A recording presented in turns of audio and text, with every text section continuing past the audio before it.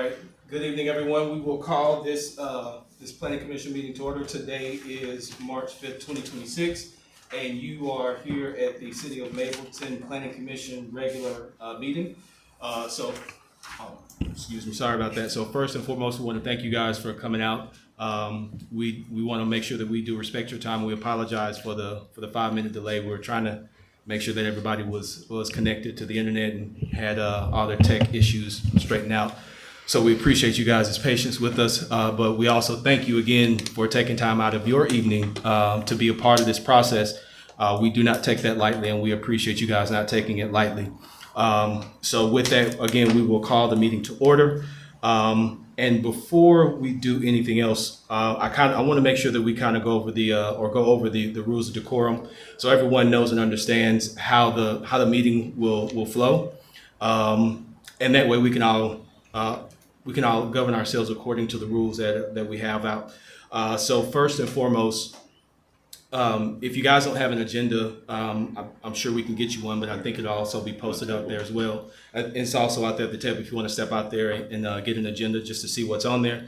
But each case will be called in the order it's presented on the published agenda. When the case is called, we ask that the applicant please stand and raise your hand to show that you are here in attendance.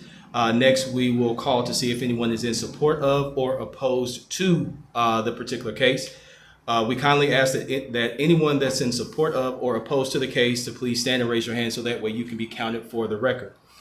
The applicant will present their case. First, and if any are present, those who are in support of the case will be called to speak, and then those who are opposed will, if any, will call to speak second.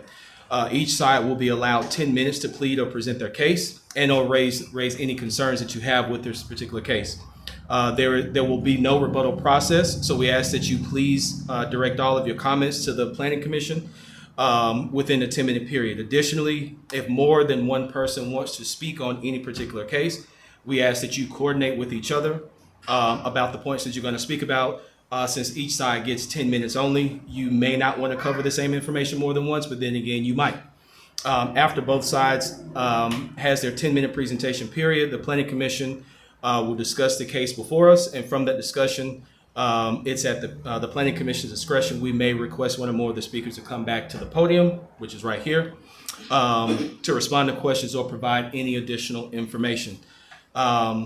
At the conclusion of the discussion, the Planning Commission, we will make a recommendation to Mayor and Council, who they will render a decision. So the key word is we will make a recommendation. City Council, Mayor and Council, they render the final decision. Also, just a bit of housekeeping. Anyone in attendance, anyone in attendance, please turn your cell phones off or place them on mute.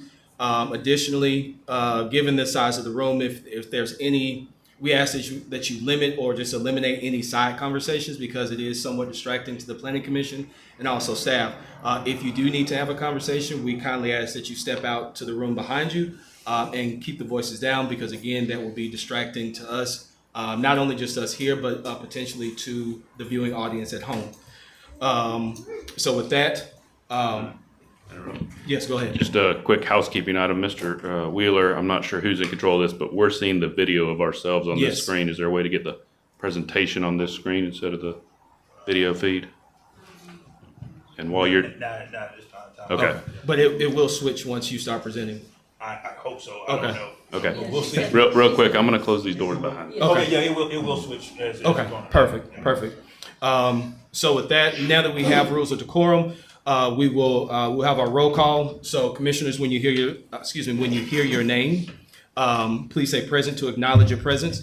So we will start with Commissioner Cheryl Davis, and she is not here. Commissioner Munzir, is it Nakwi? Nakwi, yes. Yes, present. Okay, thank you. Commissioner Robin Meyer. Here. Commissioner Gerard Jeter. Present. And I am Commissioner Dante Philpott, and I am here. Commissioner Carl Valenzuela. Present. And Commissioner Andres Miller, she is not here. So Mr. Wheeler, we do have a quorum. So we will move to the next item on the agenda, which is the approval of minutes. I know that we had the opportunity to discuss those minutes at the last work session, but I will leave it open for any of the planning commissioners If there's any additional questions or concerns, edits, anything that we need to make sure that is brought up before the minutes are approved? I had submitted some minor technical corrections and copied everyone on the planning commission. In that same email, I accepted those corrections and so forth, and so. Okay. Do we have any other corrections? And I'll move this just to make it better. Did we have any other corrections aside from Commissioner Myers? And I think we discussed those edits or corrections, but again, just want to make sure that if there's any additional corrections or edits to be made, that the planning commissioners have the opportunity to raise those concerns. Just for clarification, it doesn't say it specifically on the agenda. Are we only approving February minutes, or are we approving January and February minutes? It'll be the January and February minutes that we discussed in the Okay. work session. Thank you.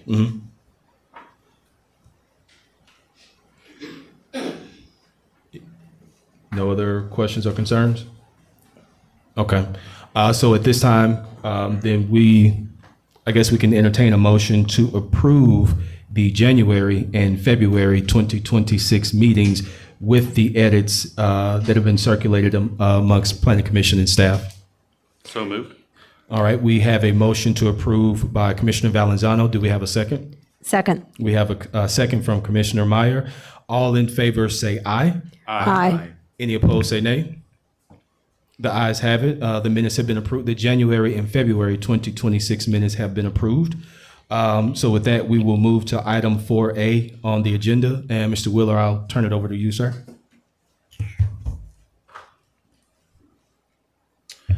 Yes, so on the agenda, the application for RZ 25-006, can you hear me?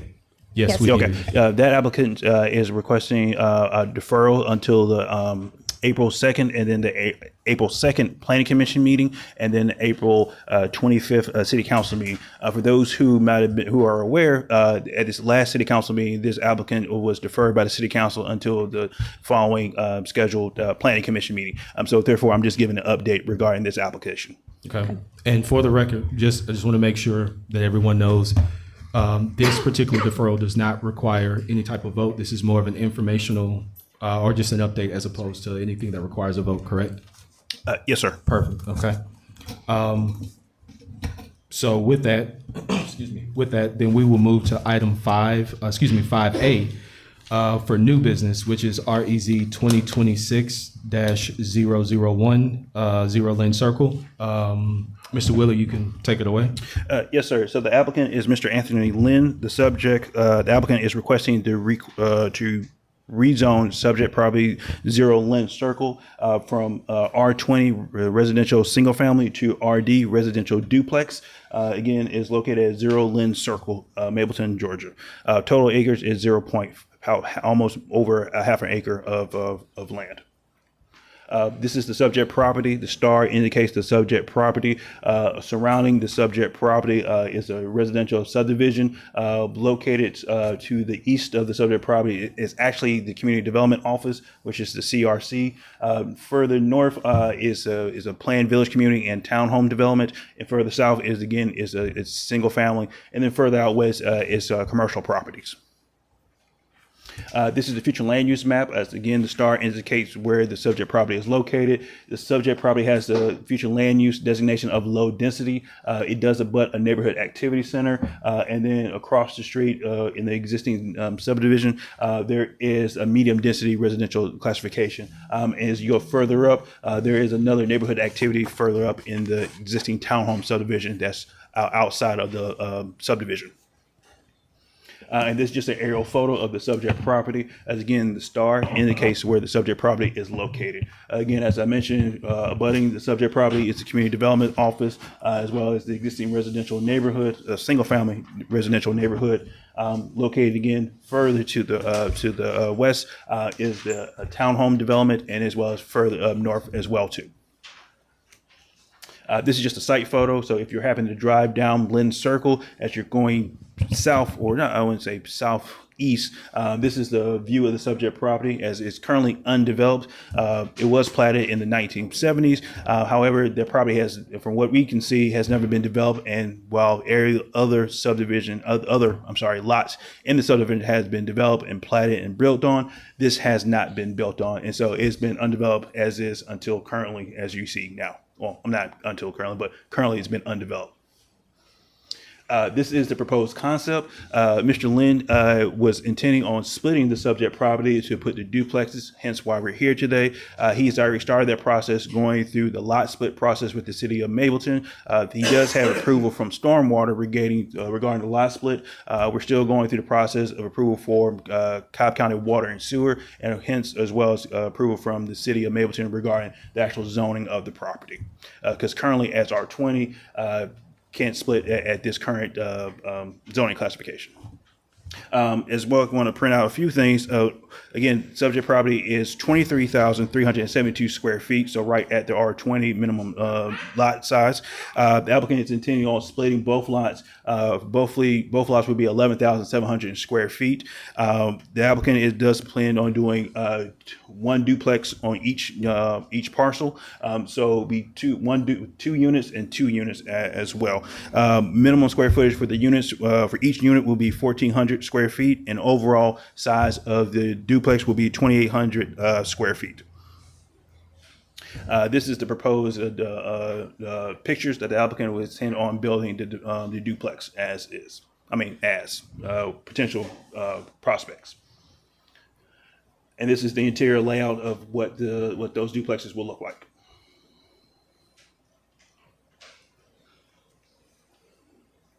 Oh, I'm sorry, I don't know what just happened. I apologize. Yeah, so I don't know why. Yeah, I don't know why that's not popping up. So somebody hit my slide. So with all our applications, there is zoning criteria, which if you just cycle through that, we have zoning criteria which you'll use to make your decision by. Staff has already taken the liberty of reviewing and provided their answers to their analysis of the criteria in our staff report. Staff believes the applicant, this site does not keep in with the intent and the spirit of the comprehensive plan because of the future land use character of low density, and it's an existing and is located in the existing subdivision. Staff is recommending denial of this application. However, if the Planning Commission does recommend approval, we do recommend approval with the certain stipulations, which I believe are a total of 9 stipulations for this evening. And the applicant is here to answer any questions as well too. Are you able to pull up the 9 stipulations? Can we go through? We'll work through that. Again, I apologize for the technical difficulties. That's fine. It happens. There we go. It's coming.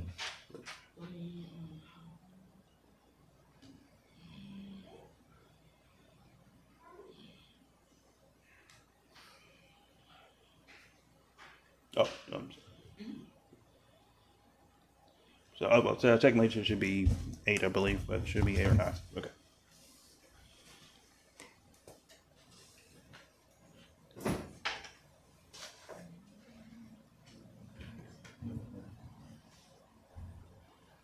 Would you mind going back to the first slide? Mm-hmm. Thank you. Mr. Wheeler, would you just walk us through those, especially for the folks at home? Yep. So number 1, the property shall be developed and operate as a duplex, 2 dwelling units on the parcel with no subdivision or lot splitting, creating additional buildings, lots, or dwelling units beyond the approved duplex configuration until a separate amendment or review is approved by the governing body. Number 2, all structures should be designed and constructed to be compatible with the existing residential pattern in the surrounding neighborhoods, including height, massing, setbacks, roof lines, materials, and exterior finishes, and modeled after missing middle housing principle, appearing as one structure rather than obvious design of duplex. Final architectural plan shall be subject to review and approved by the planning department or a designated architectural review board prior to issuance of permits. And number 3, setbacks and coverages. Development shall comply with the minimum setback requirements and maximum lot coverage specified for the duplex district, with any deviations requiring formal variances or amendment per local code.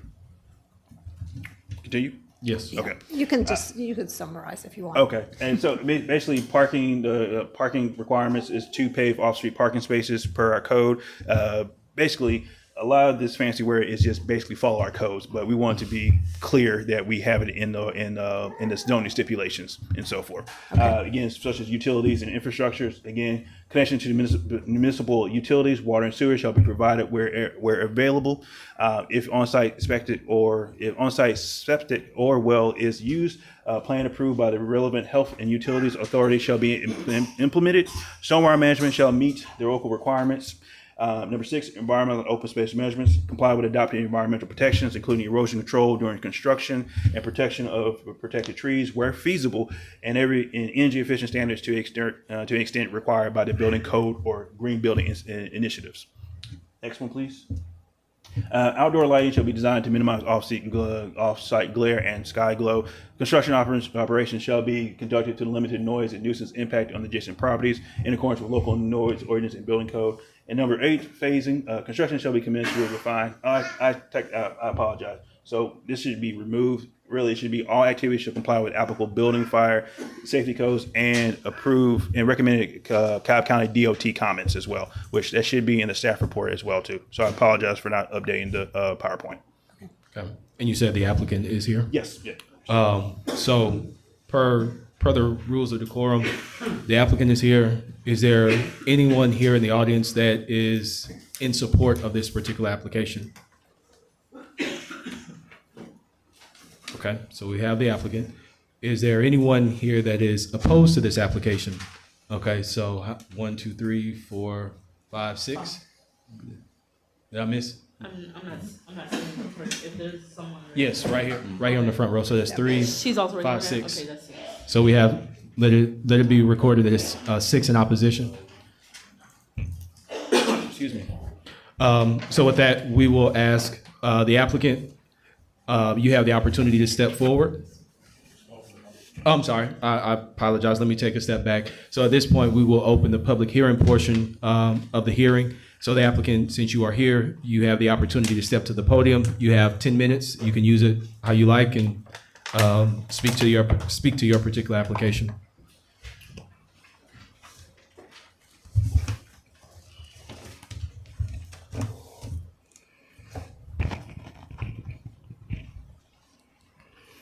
Good evening. Good evening. My name is Anthony Lim, and I'm the owner of property located at the Lin Circle. I'm respectfully requesting approval for rezoning for my property from single-family residential to residential duplex.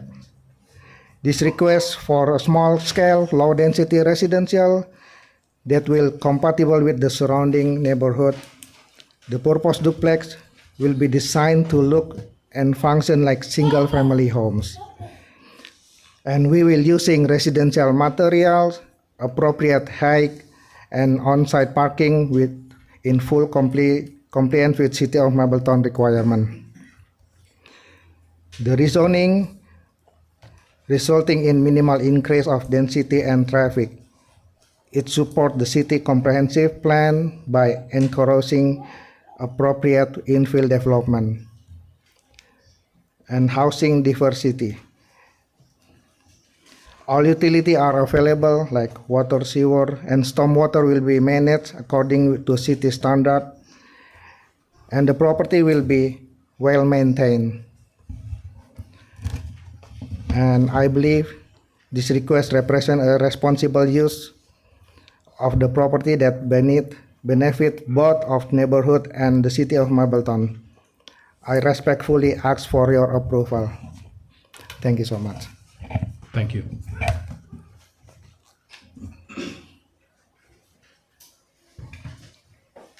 Okay, so we have 8 minutes and 47 seconds left, so I will ask this or put it out there one more time.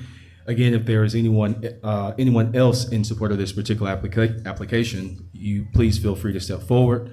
I'll give you guys a couple seconds if there is anyone.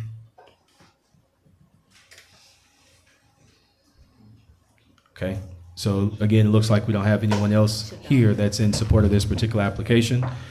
So with that, we do have 6 people here that are in opposition to this application. Let me reiterate that you guys don't get 10 minutes each. You get 10 minutes total to share how you like to share. So we do have a clock. So respectfully, when that timer goes off, we'll ask you to end your comments there, and then we will close the public hearing portion. So with that, whoever wants to step forward, you guys can start.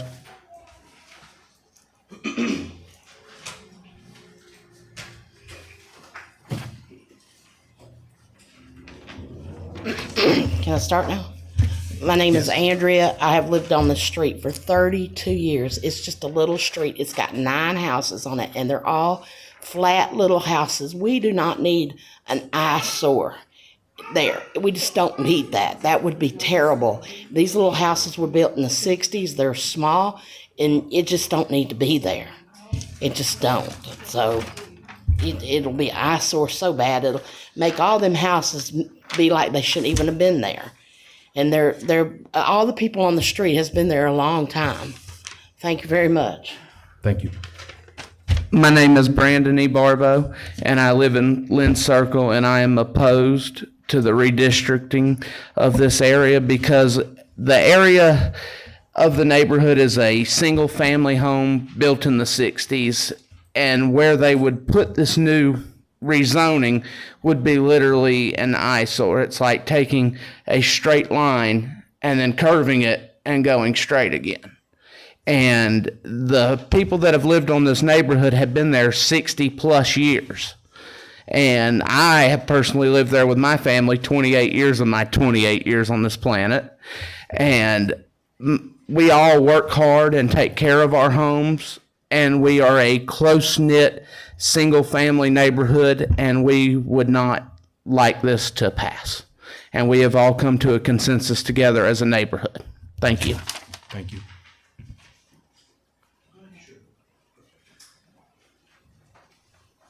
Yes, my name is Steve Young. I'm with the Mableton Improvement Coalition, and the Mableton Improvement Coalition opposes this application for the following reasons. The density, the intensity of use of this property is far in excess of what a quiet neighborhood, as the previous speakers have spoke, it's been a quiet neighborhood for 60 years. This would disrupt that harmony and quiet that the neighbors have really reasonably expected to maintain for all this time. Typically, you see the duplexes built in a transition area between higher usage areas like commercial or medium density residential and lower density residentials like this neighborhood. This application is in the middle of the neighborhood.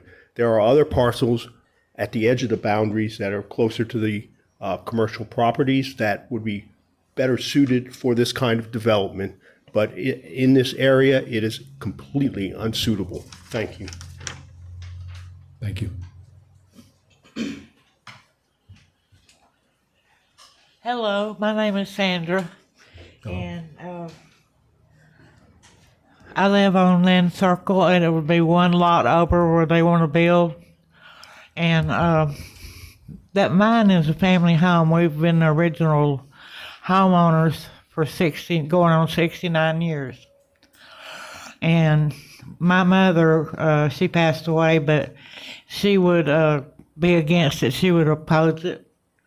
And it's just too much traffic from Mableton Parkway and Boggs coming on there already.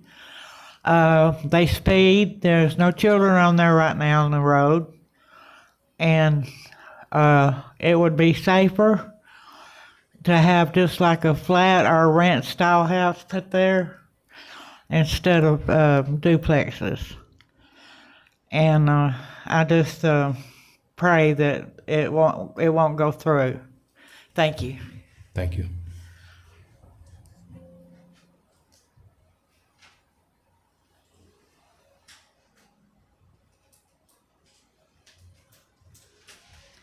Good evening, everyone. My name is Esther, and I live in Lynn Circle as well. I am in the property immediately adjacent to the property of Mr. Lynn.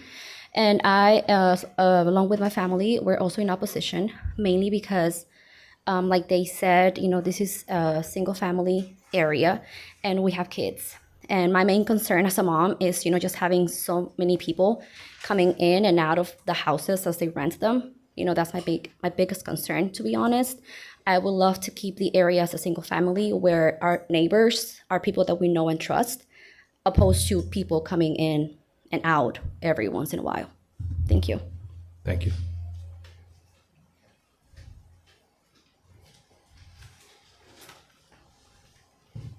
Okay, that's what, 5 minutes, 45 seconds left? So I'll make one last call. If there's anyone else here that is in opposition to the application, please step forward. I'll give you a couple seconds. Okay, looks like we don't have anyone else that wants to speak. So at this time, we will close the public comment section of this hearing. And we can open it up for discussion amongst the planning commissioners. So the floor will be open.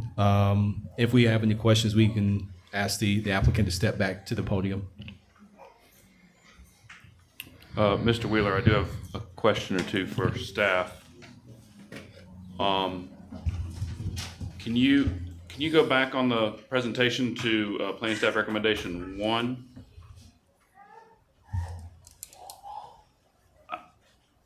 I'm trying to follow what you're describing there. So just basically his intention is to basically rezone to split in two. So if we approach the idea of splitting it in two, so essentially we're saying if you want to approve it, just have one duplex instead of two duplexes. So 2 units as opposed to 4. Yeah. Okay. Is our rezoning, is the rezoning dividing the lots, or is it just changing the zoning for that one parcel, which is currently one lot? Yeah, just changing the zoning for that one parcel that there. It's changing the parcel for that one rezoning, because he goes through the rezoning to do a residential duplex, then he'll proceed with trying to split the lot.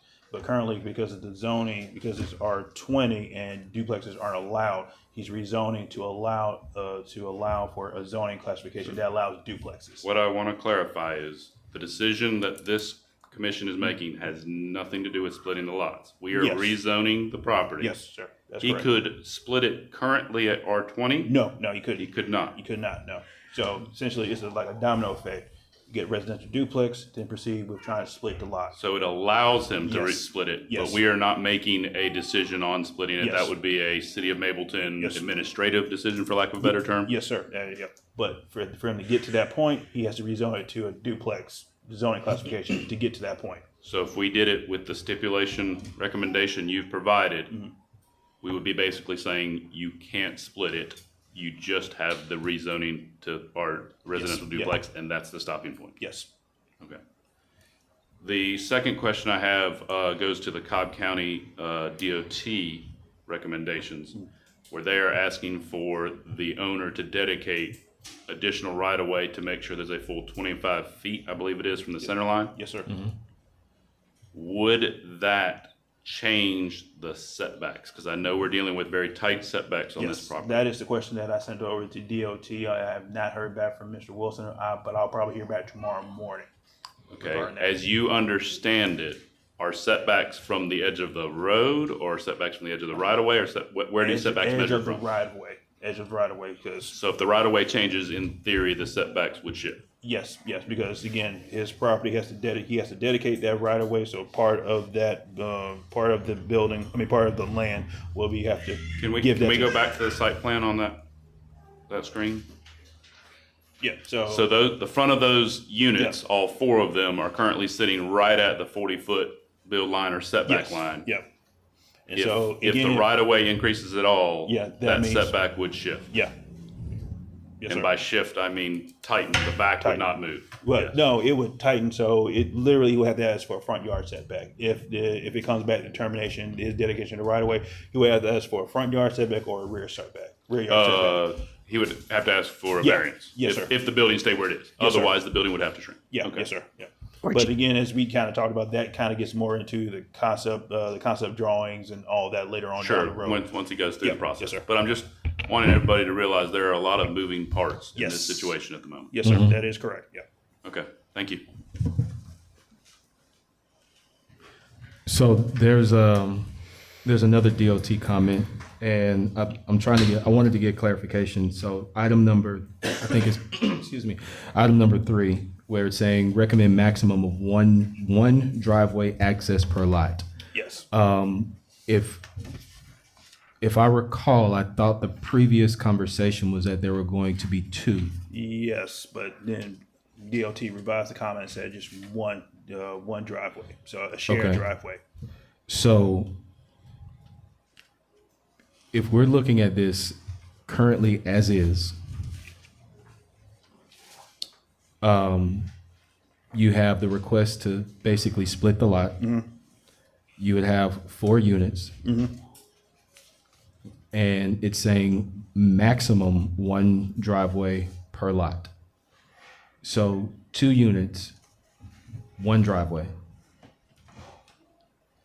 Okay. Yeah, you're on the right track. Yeah. Okay, I'm trying to make sense of it in my head. If and I hear may, it. just for clarification, I think it would go back to one of the previous cases we had, just as a reference point, where the garages would have to be touching In and the the middle? driveway would have to be common, yeah. Okay, I think that's what we were talking about in the Yeah, work we had session. a similar case, or another case that had that situation, or Yeah. that was where the rendering they provided. So I think it would have to resemble that, where the driveway is centered on the building and the units are split between the garage, Okay, to conform with the DOT requirement. correct. So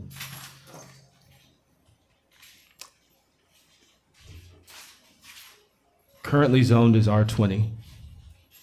The request is for RD. The density is what now? What is the maximum? And this is just for record. So- what's the maximum density allowed for RD? And we know the future land use is low density residential. What is the max density allowed for that as well? So it's 4 units is the max density in residential duplex. Currently as 4 is- per acre? Is 4 per acre. Yeah. Thank you. So currently as is right now with the unsplit lot, it'd be 7 units per acre. Again, that's because again it's half an acre, so I'm not gonna try to get into the math, but it's literally it's beyond 4 units per acre. So Right. yeah, so it's well above that. So it's almost double. Yes, sir. Yeah. As currently as configured as this point in time. Yeah. Okay.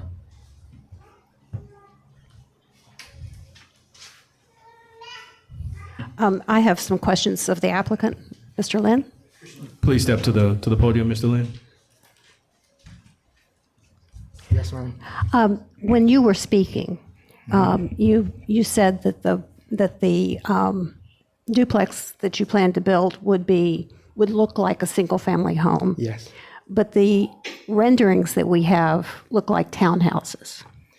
Townhouses normally at least four unit, but this one only 2. When you look something like this, like the whole large single family. So these images that we have is what you envision these to look like? Yes. Okay. And is that a 1-car garage or a 2-car garage? 1-car garage. Okay. All right. Thank you. Thank you. If I may, for the applicant as well, is your intention for these to be rental properties or for sale properties? For sale property. Thank you. And as far as the design, I'm simply going off of what's been presented. This looks like siding on all 4 sides. Are you designing it, or is the idea to design it a little bit different from what's being presented, or is the idea to have all 4 sides just have siding on it? We can do both. We can do chain or the same will be fine. Will be okay for us. So, and what I mean by that is, like, for example, you have maybe 25% brick on the front, and then siding, the rest of it siding on 3 sides. I'm not saying that's what you have to do. I'm just kind of making it up as I go to say, hey, okay, well, as opposed to this where it's just siding on all 4 sides, is it brick, 25% brick or 50% brick on the front facing of the house, or is it brick 25% brick all the way around on what 1, 2, I guess 3 sides of the unit, or that's what I'm trying to make sure that I understand as far as like what you are, I guess what you'd have in your mind's eye to design. In our mind, similar like this. Okay. Okay. I got a quick question. It didn't seem like the people who were opposing this understood that these were for sale. It seems as though they think that it's all for rental. I thought it was all for rental. Now you're saying you're going to sell those units? Yeah, So it's no rental. not in the. That's not how I understood what the general public said. Because their concern was renting, people going in and out. Oh, gotcha. I mean, I have that same concern in my neighborhood. Well, I guess to that point, just because the applicant chooses to sell doesn't mean that the person or people who buy won't do the same thing. I mean, we don't have any control over that, so anybody can do that. But I mean, I get it, and thank you for answering that question as well. You know, hopefully that answers the question that some of us or the community may have had with regards to the intentions for this particular property or these properties. Any other questions? I don't want to commandeer this conversation in any way, shape, or form. No, I'm fine, thank you.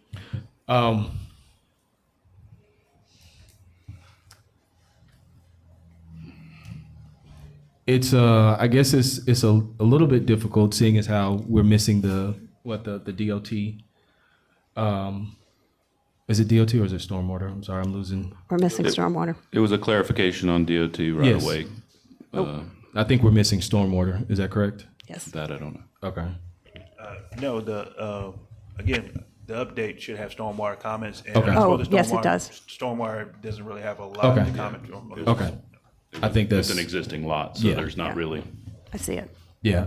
I think my hurdle where I'm having the hardest time with is the density, and for that lot size, half an acre, essentially, I mean, it's putting as presented, it's putting 4 units on that particular lot, and I don't want to say it's cramming a lot into a little, but it just seems to be cramming a lot into a little.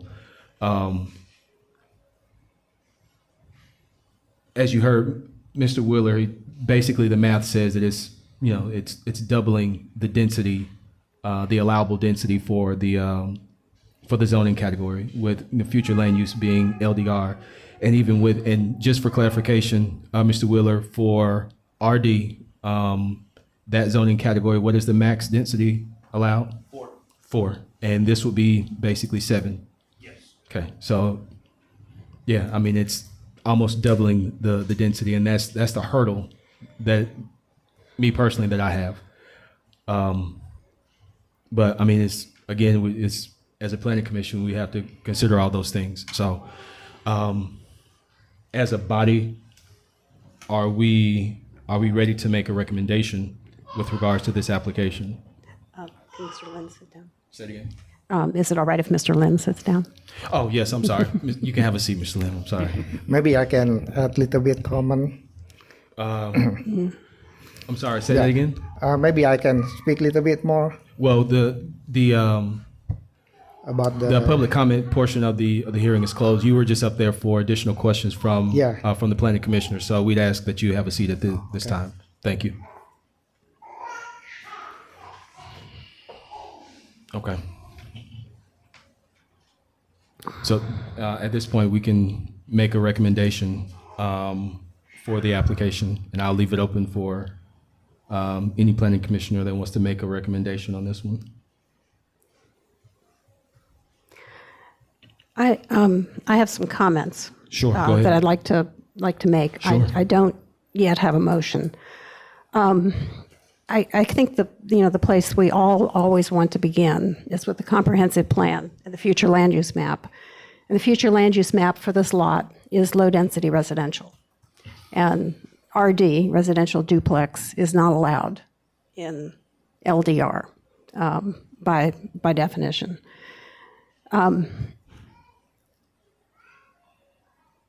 From there, the next place that my thinking goes is to the density. And to approve a plan that is over 7 units to the acre in an area that is planned for up to 2 units an acre simply doesn't seem wise to me.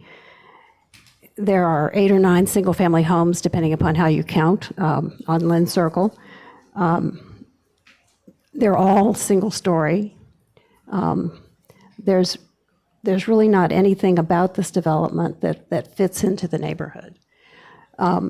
There is some 2-story development underway nearby, but this is not adjacent to that. It's instead in the middle of the neighborhood. I'm not unilaterally opposed to 2-story development or to rental property, which I think over time this might become. Or am I opposed to density necessarily? But this is all 3 on 1 half-acre lot, and so I really come to a halt there. The 1-car garage really bothers me. We're a car-dependent society. These 1,400 square feet is likely to be families. There's going to be probably at least 2 cars, 3 eventually, with each unit having only 1 curb cut.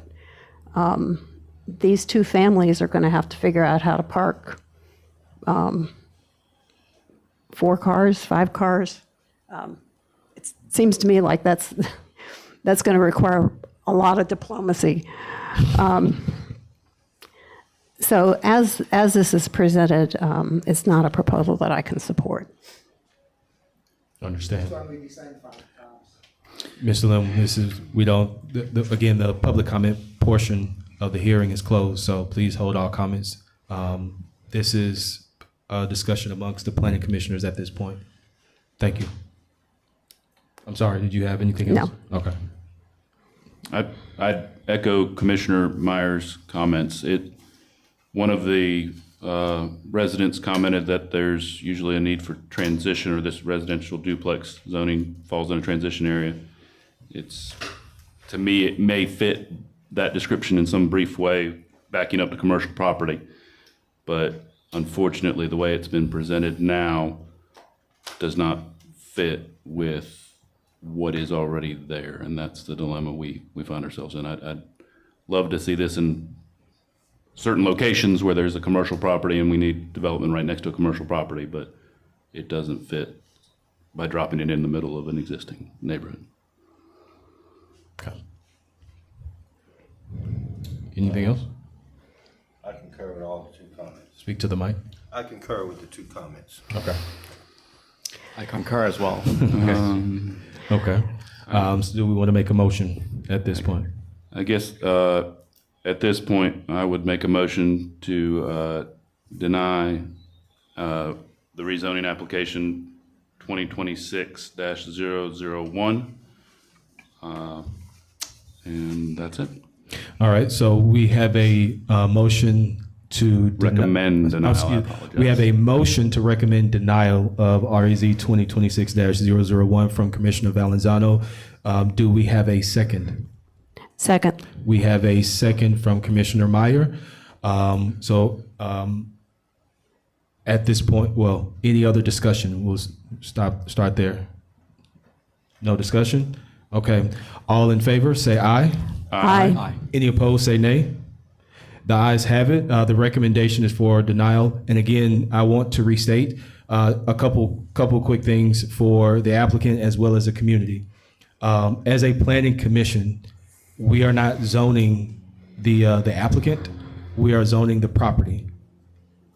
So this is not a personal decision where we have an axe to grind against or for any particular applicant.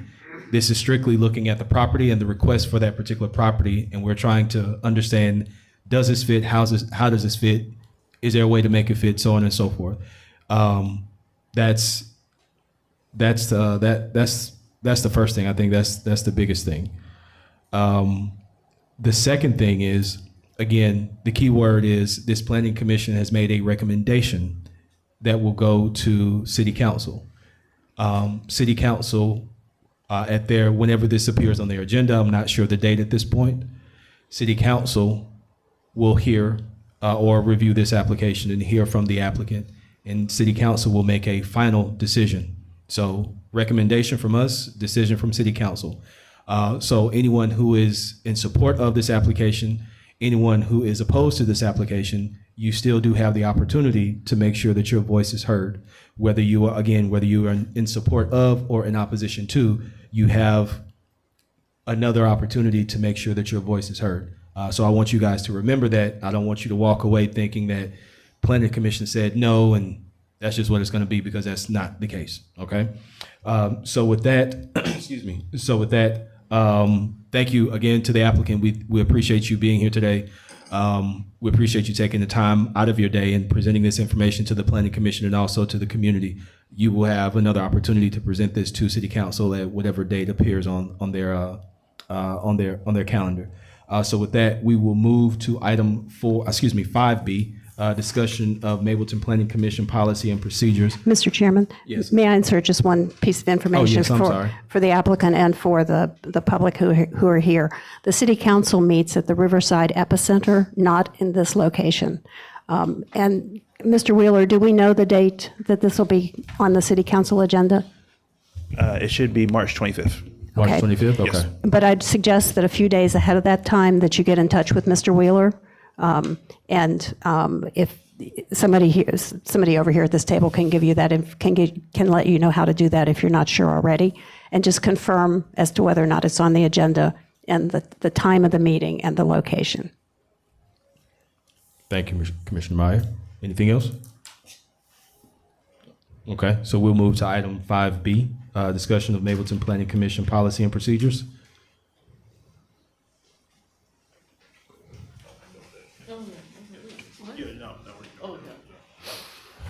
So as we mentioned at our previous work session, we presented the policies and procedures to you guys for your comments and review.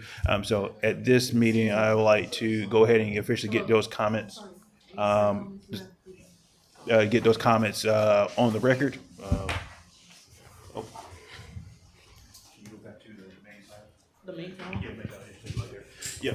As we mentioned, again, we'd like to essentially get those comments on the record and then as well as part of the minutes. So therefore, we can go ahead and start drafting that and then get it back to you at the upcoming work session and then official adoption at the April 2nd Planning Commission meeting.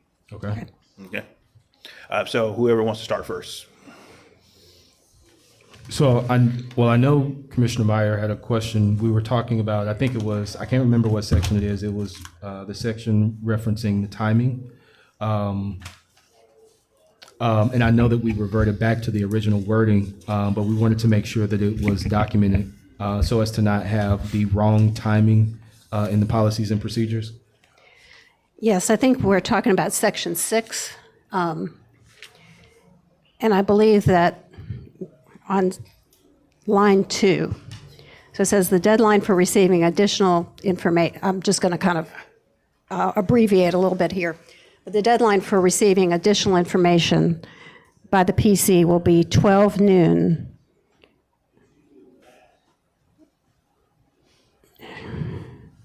Okay, so this should be the deadline for receiving additional information from the applicant. Mr. Huning, is that your understanding of how this works? In section 6B, what we discussed at the work session was that the deadline for receiving any additional information from the applicant was going to be Wednesday of the week preceding this hearing. So it would have been last Wednesday. And then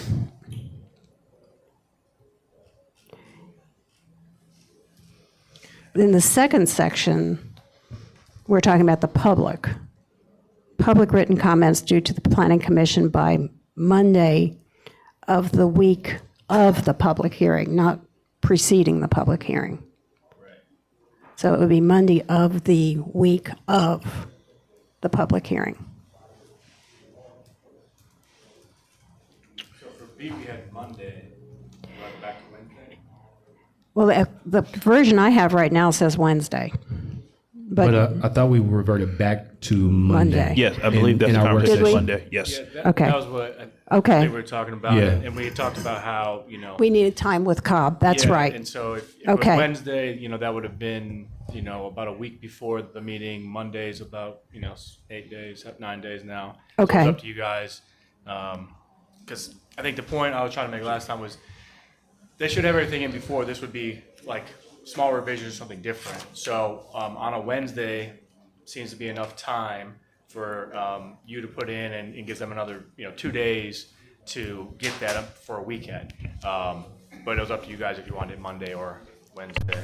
I think you're right. I think we did go back to Monday. Yes, we did. We did go back to Monday. And so I think what had me confused looking at this again, and you would think I would not be confused about it for the number of times I've looked at it, is that maybe in that very first line of B, it should say, the deadline for receiving any additional information, changes, or modifications from the applicant, so that we're clear that section B is about the applicant. Yes.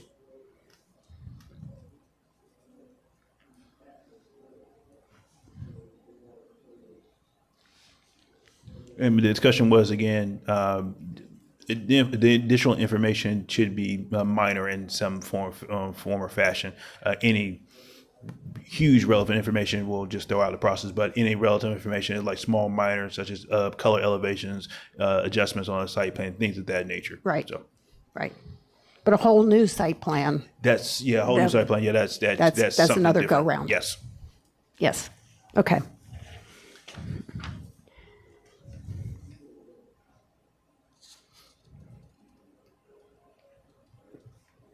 And then I think in section 8, we decided that we would leave that information about a consent agenda in, just in case we decided at some point in the future that we wanted a consent agenda. Yes. And I want to kind of be clear because I remember talking about that, but I don't remember it much. And so I know the way Cobb did it was, again, if it wasn't any opposition and so forth, raise your hand, and then if there wasn't, kind of. And I know we discussed that the reason they do it because their agenda is kind of is full, and so Right. the staff is not in an objection to that, but we want to be clear on how we would like to. Like how you would like for that to be used, we want to make sure that we do it in an appropriate manner. So, I think it would probably come up at a work session. Okay. If we had an application that was, just as an example, let's say we had a land use permit for a hair salon in a home. I've seen those.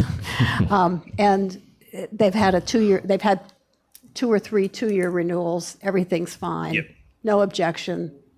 That's the kind of thing that I've seen on a consent agenda. I just thought of something. So early on, Robin, Commissioner Myers, apologize. There was a discussion regarding temporary land use permits and how the county uses it for the parking of vehicles outside. Well, we're starting to kind of get some of those similar applications. And so with the temporary land use permit, where it's just cars parking outside, would that be considered something you guys would be like to use for the consent agenda, where it's just the number of vehicles parking outside?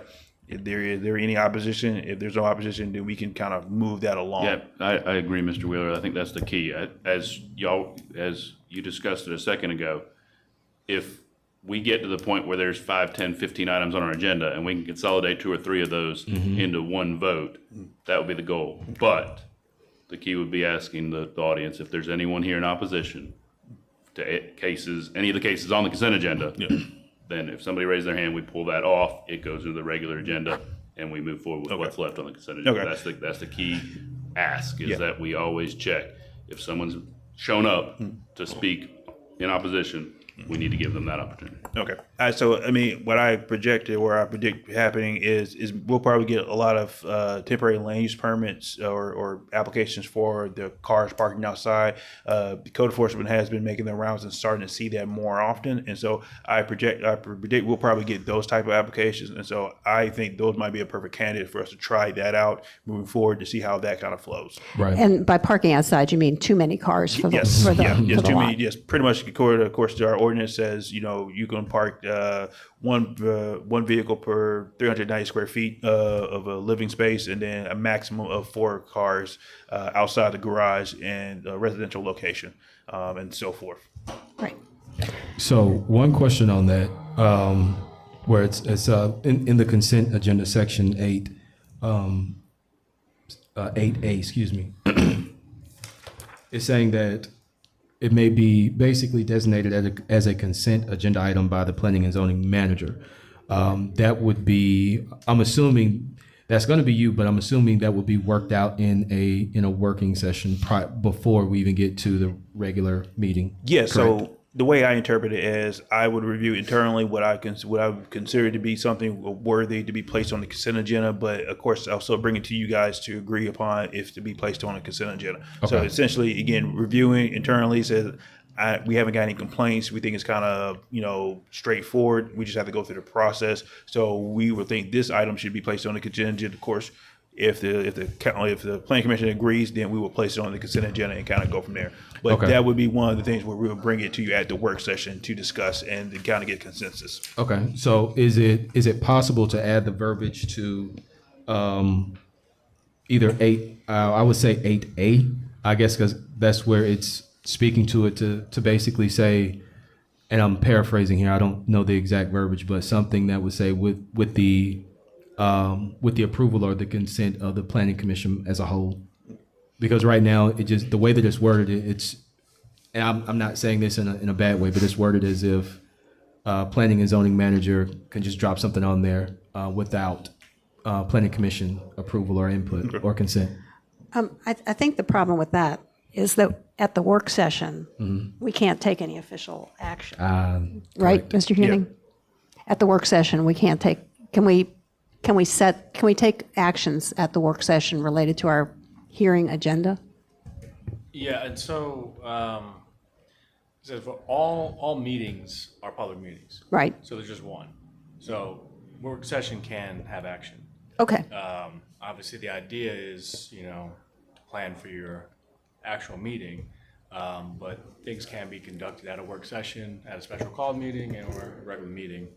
But it's important here with consent agendas and the rest, state law zoning, these public hearings are, an important procedural step. So it's just important to make sure that, like I think it was mentioned by Commissioner Valzano, that, if you ask beforehand, maybe you can put it on consent agenda, but I think largely it's for maybe other items than your hearings or smaller ones, but just important to make sure we follow the state zone. Okay, so are you saying that in a case such as Mr. Wheeler's describing, that would not be suitable for a consent agenda?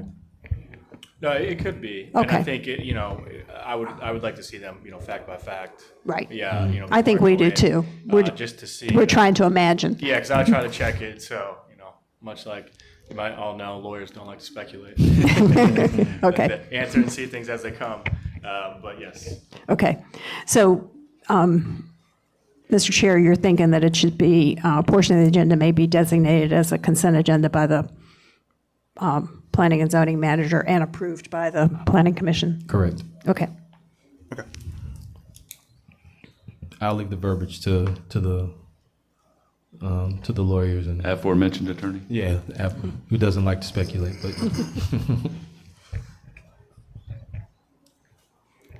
So this time, Mr. Wheeler, is there any need to take action, or are you just going to take the comments and changes and finalize them and then send it back to us? Take the comments and finalize them and get them back to you within a short time frame, so you guys have enough time to review and prepare for our work session regarding this. so I think another item was deferrals. Do we have any more clear direction on the number of deferrals or what counts as a deferral? So that is mostly an ordinance Okay. thing that, again, I will get with the city attorney regarding that, and then try to get that amended, because that has to go for you guys and the city council as well too. But before we even do that, would like to speak with the city attorney and then kind of work out a game plan to get that before you guys to clearly, because the ordinance will then dictate what we have to put in the policies procedures as well. So don't want you to amend it and then we got to come back and amend. So try to do all in an orderly fashion. Okay. Commissioner Meyer, I think you were going to say something before I jumped up. Oh, that's all right.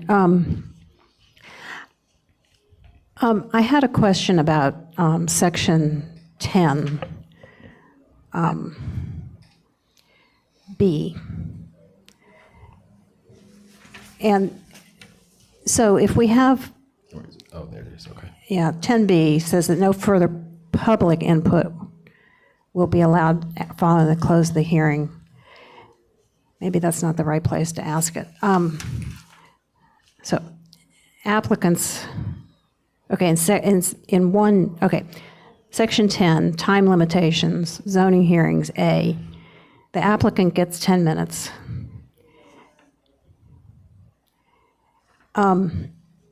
We have had applicants speak for less than 10 minutes and then reserve the remainder of their time. We've had other applicants who I think didn't understand or didn't know that that was something that they could do. So how do we make that fair for all applicants? So where I come from, if you don't use your entire 10 minutes, you can save the 10 minutes and you can always do rebuttal. And so that is how I've done my public hearings is 10 minutes for the applicant, 10 minutes, the applicant did use the entire 10 minutes, save it, and then for those rebuttal, and specifically rebuttal to the concerns which the public has. But the public doesn't have a chance to do a rebuttal. It's not a back and forth. It is they speak their piece, and then the applicant comes back up again to speak specifically to the issues that are raised by the public, not to kind of go ahead and read the presentation. No, specifically to where their concerns are. That's the way I've been trained, and that's how I think it should go. I know there was some little bit of confusion early on, like last year, as far as how that goes. But that would be my suggestion and my preference to do that is to say, hey, if the applicant hasn't used the entire 10 minutes and then they want to do a rebuttal as far as what specifically, the public is raising, I think that should be allowed. And I say that is because you'll probably end up asking the question again related to that. And so instead of just kind of, bringing the applicant back up again to ask them those questions that you just heard from the public, is to allow the applicant to be able to try to answer that. Because one, you can catch to see if the applicant is actually paying attention. Two, to see if they actually care to try to address that. And three, if they're not even prepared to address those concerns. Literally, allowing the applicant to come back up again is putting the applicant back on the spot to say, all right, can you address those rebuttals? Because one, you'll be informed to see if they were paying attention and they have a thorough, cognizant answer, or they're just kind of trying to blow smoke up your behinds. Excuse my language. I know this might not be appropriate, but still, if you can just catch them actually really saying it, and I think that's a benefit to you to allow them to hear what they have to say instead of just trying to ask them the question. Allow them to pay attention. Allow them to see if they're actually paying attention, because they could just be sitting there thumbling their fingers and so forth. Right. Yeah, just to piggyback off that real quick, I think just to, because you can't force anybody to speak, but I think if the chairperson would just say after the, you say like you did before, the applicant has 10 minutes to speak and anybody in favor also has 10 minutes along with them. They do their bit, and if they're done, you look at the clock and say, thank you, applicant. You have 3 minutes and 20 seconds left if you'd like to provide a rebuttal after the opposition speaks. Simple as that. And then leave it on them. If they want to come back up and address it, to Mr. Wheeler's point, you might find, that person's listening. If they decide not to, maybe you consider that too. But I just was going to forcing anybody to come back and do anything they don't want. They have 10 minutes, however they want to use it. So if you simply just say it like that, it allows them, they understand. So every applicant will hear that. After that, they'll say you have 1 minute left, 2 minutes left, or you used all your time, you're done, and then you can move on. That might be a way to do it where everyone's aware that they have their time. I think that's a good way to let applicants know what their options are. So if they want to make a rebuttal, then their rebuttal comes immediately after the opposition speaks. Yes. And then after that, the public hearing is closed. Yes. And then the only time anybody there is back here at the podium is if we have a question for them. Yes. Okay. And And then just, you guys can, when it gets future, there's more people, you can always say, if you have like 10 people raise your hands, you can make a decision at that time, we have 10 people, we'd like to hear from everybody, so the planning commission will extend the public hearing if needed. So just, keep in mind, as if you see a lot like that, you can consider that. okay. Okay.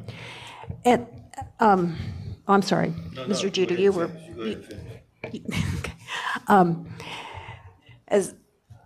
As I'm sure is abundantly clear, in my previous life, I was often a member of that opposition. And it's not infrequent that the applicant's rebuttal misstates the opposition's points. And as opposition, it's very frustrating to not get to clarify that. But I understand that we don't want a debate here. This is a hearing, it's not a debate. So I guess I make that comment. I guess, Chris, Mr. Wheeler, you've given me a perspective on rebuttal that I haven't had before. So I'm having to do a little thinking on the spot here, which is not my best skill. But it also, I guess, makes me realize how important it is for us to listen to those potential mischaracterizations and, if need be, ask a question of the opposition to see exactly what it was they meant to say. Yeah, I mean, again, you got to have to remember, I always like to remember, they're trying to persuade you that this is a good idea. And so it's incumbent on them to prove that by making sure they are at least articulating why it should be approved and to address the public's concerns. Because essentially this is the whole point of the rezoning, is to say that, yes, I want to produce a product that I believe will not have a major impact on the surrounding community. And if they're not really paying attention, or they're just kind of half flippantly not, responding, then that should inform you that, hey, this is not really a serious person, and so forth. And so it is like, again, it's incumbent on everybody to pay attention, even staff. Like, hey, well, we're just kind of doing other things. We need to be paying attention because, again, some of those comments that you guys have or concerns, we need to be able to get ready to articulate if the city council has those questions of us. So it's incumbent on everybody to pay attention of what's going on. And one of the things, again, is I often let the applicant be able to come up and say, hey, this is the reason why you should be approved, why you should approve it. Because oftentimes you glean a little bit more than what they're trying to say, because especially if their rebuttal is condensed within that time, they are speeding up to get everything out as much as possible. If they happen to go through their whole presentation and they realize down to two. I can tell who's been doing this a very, very long time is Mr. Kevin Moore. Yeah, oh yeah. He goes through and there's like a minute left and he hits every mark that he heard from the rebuttal succinctly, and it's very good. So. Okay. Okay, tonight, I heard you say. Mike. Tonight, is it on? Yeah. Tonight, I heard you say that opposition has 10 minutes, and you said that the other side has 10 minutes. So you're saying that it's a total of 10 minutes for no matter how many people are out there, they gotta speak within those 10 minutes. Correct. And what council was just saying is that let's not even use this case, but if there's an imaginary case, and let's say there's 15 people here, then it's at the commission's discretion to extend the public hearing. So that way, we can hear from all 15 people, let's say, for example, that are in opposition, or all 15 people that are here in support of. If it's 6 people, it's still at our discretion to extend the time. But if they speak their piece within the 10 minutes, then they've used the 10 minutes.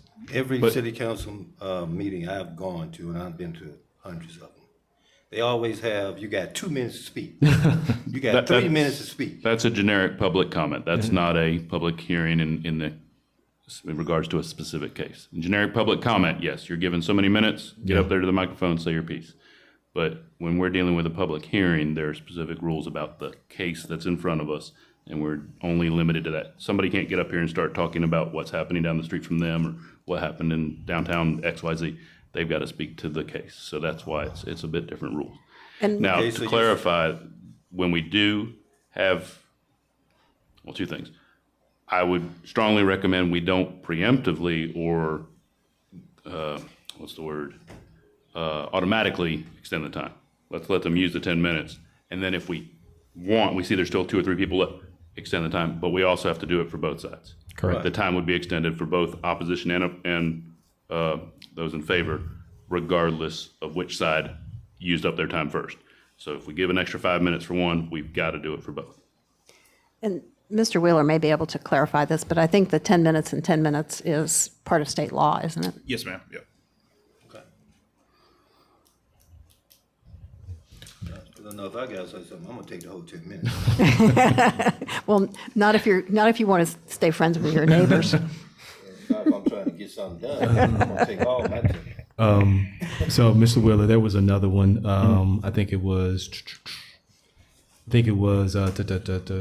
10, section 10,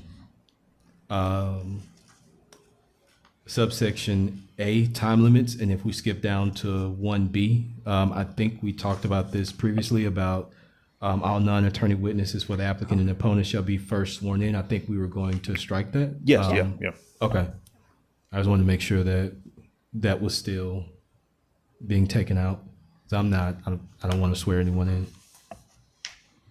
I also think that's just B. Is it B? Yeah, it's formatted a little different, but it's just B. Oh, okay. Yeah, 'cause Okay. A, B, and C, and then C has 1 through 6. Oh, okay. Yeah. Oh, yeah. See, on here it's 10A, and then you got subsection subset 1, then another subset is 1A, 1B, 1C. So on this version, Okay, I'm I seeing see It's a- 1A, I have A1A, I don't see A1B. it's A1B. on the next. Well, yeah. 2, A1, 2. B may have been cut off, but on the version that or maybe it's taken out in your version, but the version that I'm looking at it's still there. So I just wanted to make sure that it was documented. To be specific, lowercase b. Yeah, There's uppercase b and Yes. there's Oh, okay. lowercase b. I'm glad you Lower- said, I'm saying you said, because I just got capital B, all right. Lowercase. B. That's why I was All like right, all right. subset, Maybe it's already gone. Subset. Yeah. Okay, all right. Lowercase B, okay. I'm sorry, Mr. Chairman. Can you repeat which section you were looking at again? Sure. It is. Let me scroll back to it. Sorry. It's section 10. Section 10 is public participation in meetings/hearings, and then 10A time limitation and then under that is subset 1 zoning hearings, and then it's 1A. Yeah, I don't see it 'cause I already deleted that. Oh, okay. Okay. That's Okay. That's why I said. okay. That's fine. I just- The attorney is using a more up-to-date version than we are. Yeah, well, he's always ahead of us. okay. That's fine. That's fine. You can even make my job easy. You can just send that to me. Yeah. I'll send this and then you can add anything Okay. different and we can make sure we got captured it all. Okay. Okay. I didn't have anything else. I know I'd raised a lot of questions, but they all all the rest got answered. Okay. I don't have anything else. I think we're good. Anything for you? No. All right. Okay. All right. Thank you. I will go back and we'll work on that. Yeah, All right. I guess I would just ask that maybe by Monday, review this once more and submit any final revisions by email Okay. to staff, because we'd like to just have it, ready to go. And so if you could Gotcha. do that with today's comments in mind, that'd be helpful, and then we can get this adopted. And Gotcha. And so you can send us a clean copy in like 2 weeks? Yeah. We'll do our part. Wait till Monday, see if there's anything. If nothing else, and then we'll finalize it, format it up, and try and send it off by next Friday or 2 Mondays. Right. Okay. Just in case we've miscommunicated somehow, give us enough time to take one more look before we Yeah. have it on our agenda to say grace over. So that we're not, again, looking for section Yes. 10A, 1B, 2, 3. Yep. All right. So that takes us to item 5C on the agenda, election of new planning commission officers? Now, I know you guys stated that you would like for the full board to be here. However, we are missing two commissioners. And so, Well, one with the circumstance. yes, one with the circumstance. Yes. So again, is up to the planning commission how you want to proceed with this. Do you want to have a full board for this, or do you just want to still proceed anyway? We've got a few moving parts, to use that term for the second time tonight. Again, Mr. Wheeler, can you confirm, there was conversation before the meeting that Ms. Miller, or that another commissioner has removed herself from the board? So one commissioner time will be expired at the end of this meeting, and so another one will be appointed. For which For District 2, I believe. Okay. And so at this point, I do not know who that other commissioner will be. So We will potentially have 3 brand new Yes. commissioners at that point. Yes. For the sake of moving this agenda item forward, can we make a motion to continue with the current chair and vice chair for the remainder of 2026, since we've barely been doing this a year, and move forward at that, and then revisit this in January as our procedures dictate? If the board chooses to proceed, I have no objection to that. I'd like to make. Oh, excuse me. No, I was just Go going to say ahead. I would prefer to move forward, so that way we have the officers in place and we can. Yes, I agree with that sentiment. Yeah. I'm fine with that. Yeah. Then I would make a motion that we maintain the current chair as Commissioner Philpott and vice chair as Commissioner Meyer for the remainder of 2026. Do we need to do that separately, or can they all do it in one fell swoop? Was there a third that needs to be selected? Just 2. A secretary, I think. I mean, I'm happy to give that up anytime. No, that's okay. I think we would. We would prefer I think you. whoever is elected is probably going to delegate. Yeah, why don't you just move it one at a time? Okay. Just Okay. Then, do I need to withdraw my motion? Yeah, go ahead, yeah. Withdraw my motion, and then I make a new motion to, I guess we'll say, Yeah, nominate. Commissioner Philpott as the chair of the Planning Commission. All right, we have a motion by Commissioner Valenzano to nominate Commissioner Philpott as the continuing chair of the Planning Commission. Do we have a second? Second. All right, we have a second from Commissioner Nakwi. All in favor, say aye. Aye. Any opposed, say nay. The ayes have it. And I'll turn it back over to you for the second motion. Breaking it apart, I'll make a motion to nominate Commissioner Meyer as the vice chair of the Planning Commission. All right, so we have a motion from Commissioner Valenzano to nominate Commissioner Meyer as the vice chair. Do we have a second? A second. All right, we have a second from Commissioner Jeter. All in favor? Before we vote. Oh, okay. Uh-oh. So I'd just like to say that I am happy to accept this nomination, but I think that it's important that that the office of vice chair, and with all due respect, Mr. Chairman, also the office of chair, not be positions that any one person maintains for very long.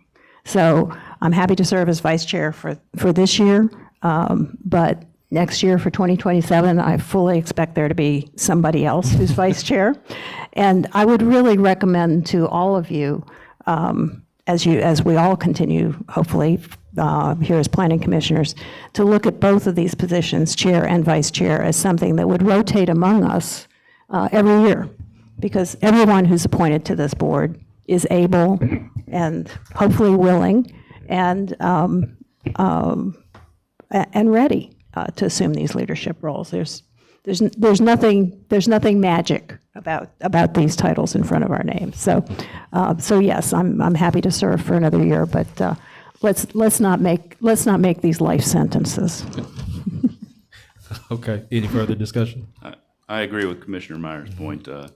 I would prefer to be moving it around as you're describing, but I think we found ourselves in circumstances at the moment that it makes sense to just move forward as we have the commission standing right now. Thank you. Any other discussion?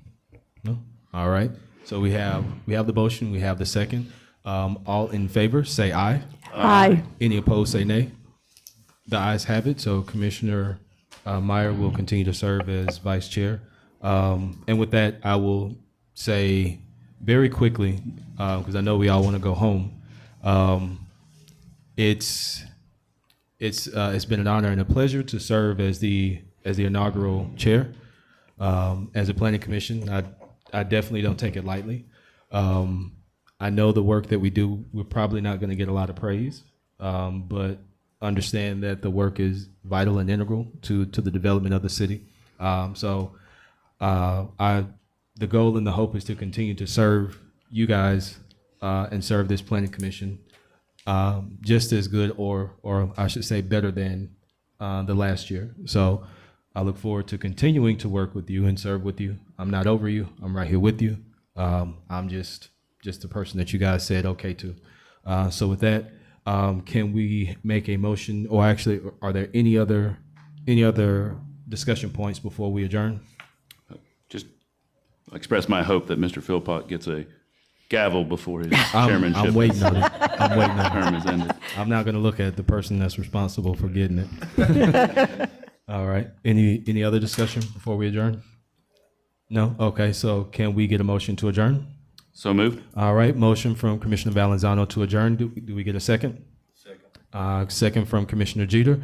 All in favor, say aye. Aye. Aye. Any opposed, say nay. I thought not. The ayes have it. Meeting adjourned.